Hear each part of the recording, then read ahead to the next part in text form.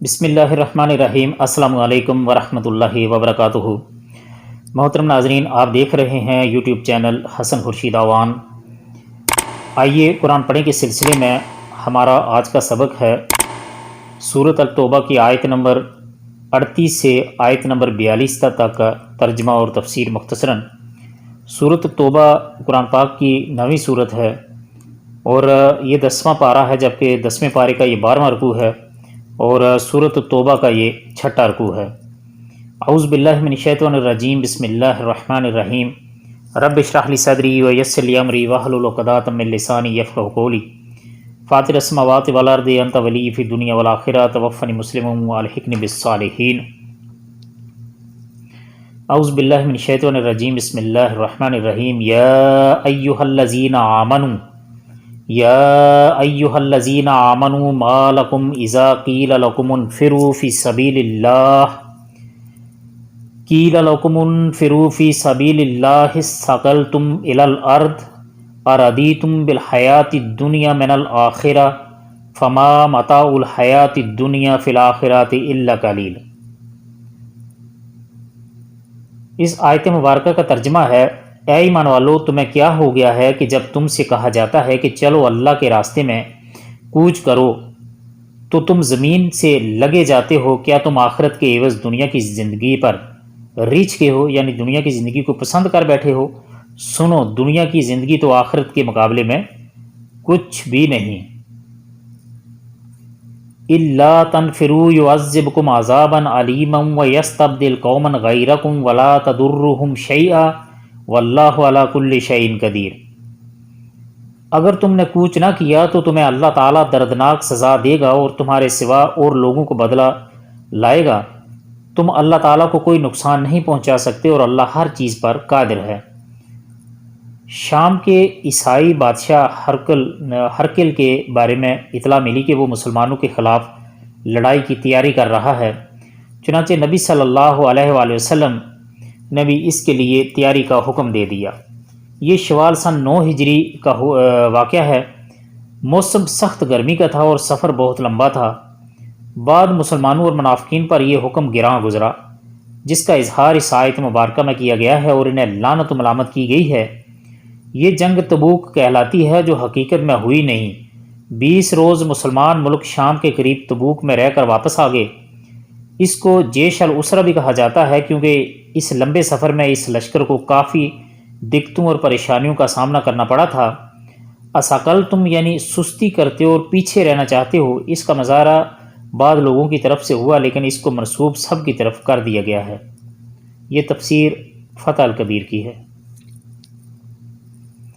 الا تنصروہ فقد نصرہ اللہ اذ اخرجہ الذین کفروا ثانی اثنین اذ ہما فی الغار اذ یقول لصاحبہ لا تحزن ان اللہ معنا فانزل اللہ سکینتہ علیہ وأیدہ بجنود لم تروها وجعل کلمات الذین کفروا السفلی وکلمات اللہ ہی العلیٰ واللہ عزیز حکیم۔ الا تنصروا، اگر تم مدد نہ کرو گے اس کی، فقد نصرہ تو البتہ اس کی مدد کی ہے۔ اس آیت مبارکہ کا ترجمہ ہے: اگر تم ان نبی صلی اللہ علیہ وآلہ وسلم کی مدد نہ کرو تو اللہ ہی ان کی مدد کی اس وقت جب اللہ ہی نے ان کی مدد کی تھی، اس وقت جب انہیں کافروں نے دیس سے نکال دیا تھا۔ یہ ہجرت کی طرف اشارہ ہے، جب نبی صلی اللہ علیہ وسلم نے مکہ سے سفر ہجرت اختیار کیا تھا۔ 2 میں سے دوسرا، جب کہ وہ دونوں غار میں تھے، جب یہ اپنے ساتھی سے کہہ رہے تھے کہ غم نہ کر، اللہ ہمارے ساتھ ہے۔ پس جناب باری نے اپنی طرف سے تسکین اس پر نازل فرما کر ان لشکروں سے اس کی مدد کی جنہیں تم نے دیکھا ہی نہیں۔ اس نے کافروں کی بات پست کر دی اور بلند و عزیز تو اللہ کا کلمہ ہی ہے۔ اللہ غالب ہے، حکمت والا ہے۔ غم نہ کر، اللہ ہمارے ساتھ ہے۔ جہاد سے پیچھے رہنا یا اس سے جان چھڑانے والوں سے کہا جا رہا ہے کہ اگر تم مدد نہیں کرو گے تو اللہ تعالیٰ تمہاری مدد کا محتاج نہیں ہے۔ اللہ تعالیٰ نے اپنے پیغمبر کی مدد اس وقت بھی کی تھی جب اس نے غار میں پناہ لی تھی اور اپنے ساتھی یعنی حضرت ابوبکر صدیق رضی اللہ عنہ سے کہا تھا کہ غم نہ کر، اللہ ہمارے ساتھ ہے۔ اس کی تفصیل حدیث میں آئی ہے۔ ابو بکر صدیق رضی اللہ تعالیٰ عنہ فرماتے ہیں کہ جب ہم غار میں تھے تو میں نے نبی کریم صلی اللہ علیہ وآلہ وسلم سے کہا، اگر ان مشرکین نے جو ہمارے تعاقب میں ہیں ہمارے قدموں پر نظر ڈالی تو یقیناً ہمیں دیکھ لیں گے۔ حضرت نبی کریم صلی اللہ علیہ وسلم نے فرمایا، یا ابا بکر ما ظنک بسنین اللہ ثالثہما۔ یہ صحیح بخاری شریف کی حدیث ہے، یعنی کہ اے ابو بکر تمہارا ان دو کے بارے میں کیا خیال ہے جن کا تیسرا اللہ کی مدد اور اس کی نصرت جن کو شامل ہے۔ یعنی دو تو ہم ہیں اور تیسری اللہ سبحانہ تعالیٰ کی مدد و نصرت ہمارے ساتھ شامل ہے۔ یہ مدد کی وہ دو صورتیں بیان فرمائی ہیں جن سے اللہ کے رسول صلی اللہ علیہ وسلم کی مدد فرمائی گئی، ایک سکینت، دوسری فرشتوں کی تائید۔ کافروں کے کلمے سے شرک اور کلمات اللہ سے توحید مراد ہے۔ جس طرح ایک حدیث میں بیان فرمایا گیا ہے، رسول اللہ صلی اللہ علیہ وسلم سے پوچھا گیا، ایک شخص بہادری کے جوہر دکھانے کے لیے لڑتا ہے، ایک قبائلی عصبیت و حمیت میں لڑتا ہے اور ایک اور ریاکاری کے لیے لڑتا ہے، ان میں سے فی سبیل اللہ لڑنے والا کون ہے؟ آپ نے فرمایا، جو اس لیے لڑتا ہے کہ اللہ کا کلمہ یعنی اللہ کا دین بلند ہو جائے وہ فی سبیل اللہ ہے۔ انفروا خفافا وثقالا وجاہدوا باموالکم وانفسکم فی سبیل اللہ ذالکم خیر لکم ان کنتم تعلمون۔ نکل کھڑے ہو جاؤ، ہلکے پھلکے ہو تو بھی اور باری برکم ہو تو بھی، اور راہ رب میں اپنے مال اور جان سے جہاد کرو، یعنی اللہ کی راہ میں اپنے مال اور جان سے جہاد کرو، یہی تمہارے لیے بہتر ہے اگر تم میں علم ہے۔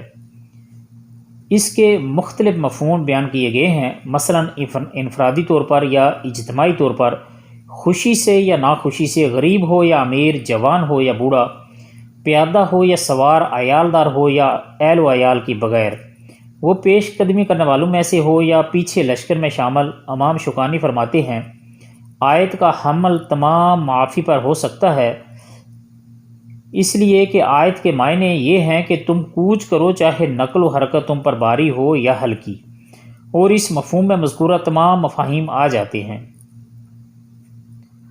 لو کان عرضا قریبا وسفرا قاصدا لاتبعوک ولکن بعدت علیہم الشقہ وسیحلفون باللہ لو استطعنا لخرجنا معکم یہلکون انفسہم واللہ یعلم انہم لکاذبون۔ لو کا مطلب ہے اگر، کانا ہوتا، عرضاً مال غنیمت، قریباً قریب، و سفر کا مطلب اور سفر، قاصداً آسان، لتبعوک تو آپ کے پیچھے ہو لیتے، ولیکن اور لیکن، بعودت دور نظر آیا، علیہم ان پر، شقہ کا مطلب راستہ، وسیحلفون اور اب قسمیں کھائیں گے، باللہ اللہ کی، لو استطعنا اگر ہم سے ہو سکتا، لخرجنا ہم ضرور نکلتے، معکم تمہارے ساتھ، یہلکون مطلب وہ ہلاک کر رہے ہیں، انفسہم اپنے آپ کو، واللہ اور اللہ، یعلم جانتا ہے، انہم کہ وہ، لکاذبون یقیناً جھوٹے ہیں۔ اس آیت مبارکہ کا ترجمہ ہے، اگر جلد وصول ہونے والا مال و اسباب ہو یا اور ہلکا سا سفر ہوتا تو یہ ضرور آپ کے پیچھے ہو لیتے، لیکن ان پر تو دوری اور دراز کی مشکل پڑ گئی، اب تو یہ اللہ کی قسمیں کھائیں گے کہ اگر ہم میں قوت اور طاقت ہوتی تو ہم یقیناً آپ کے ساتھ نکلتے، یہ اپنی جانوں کو خود ہی ہلاکت میں ڈال رہے ہیں، ان کے جھوٹا ہونے کا سچا علم اللہ کو ہے۔ یہاں سے ان لوگوں کا بیان شروع ہو رہا ہے جنہوں نے عذر اور معذرت کر کے نبی صلی اللہ علیہ وآلہ وسلم سے اجازت لے لی تھی، درحال یہ کہ ان کے پاس حقیقت میں کوئی عذر نہیں تھا۔ عرض سے مراد جو دنیاوی منافع سامنے آئے، مطلب یہ ہے مال غنیمت، یعنی آپ صلی اللہ علیہ وآلہ وسلم کے ساتھ شریک جہاد ہوتے، لیکن سفر کی دوری نے انہیں ہیلے تراشنے پر مجبور کر دیا، جھوٹی قسمیں کھا کر، کیونکہ جھوٹی قسم کھانا گناہ ہے۔ محترم ناظرین، یہ تھی ہماری آج کی ویڈیو۔ ہماری آج کی ویڈیو کا سبق تھا، جیسا کہ شروع میں بتایا گیا، کہ سورۃ التوبہ کی آیت نمبر 38 سے آیت نمبر 42 تک کا ترجمہ اور تفسیر مختصراً پیش کیا گیا ہے۔ اللہ تعالیٰ سے دعا ہے کہ اللہ تعالیٰ اسے ہماری طرف سے قبول عام فرمائے، اللہ تعالیٰ اسے خالص اپنی رضا کی خاطر لکھ لے، اور اللہ تعالیٰ ہم سب کو قرآن پاک کو صحیح سمجھ کر پڑھنے اور اس پر عمل کرنے کی بھی توفیق عطا فرمائے۔ اللہ تعالیٰ قرآن پاک کو ہمارے سینوں کا نور اور ہمارے دلوں کی بہار بنائے، اور یوم آخرت اللہ تعالیٰ قرآن پاک کو ہمارے حق میں سفارشی بنا کر کھڑا فرمائے۔ آپ سب کے قیمتی وقت کا بہت بہت شکریہ۔ لیکن جانے سے پہلے ہمیشہ کی طرح آپ سے گزارش ہے کہ اگر آپ نے ابھی تک ہمارے چینل کو سبسکرائب نہیں کیا تو چینل کو سبسکرائب کر لیجئے، اور گھنٹی کے بٹن کو دبا کر آل پر ضرور کلک کر لیجئے گا تاکہ ہر آنے والی ویڈیو اب تک بر وقت پہنچتی رہے۔ ملتے ہیں انشاءاللہ اگلی ایک ویڈیو میں، تب تک کے لیے اللہ حافظ۔ السلام علیکم ورحمۃ اللہ وبرکاتہ۔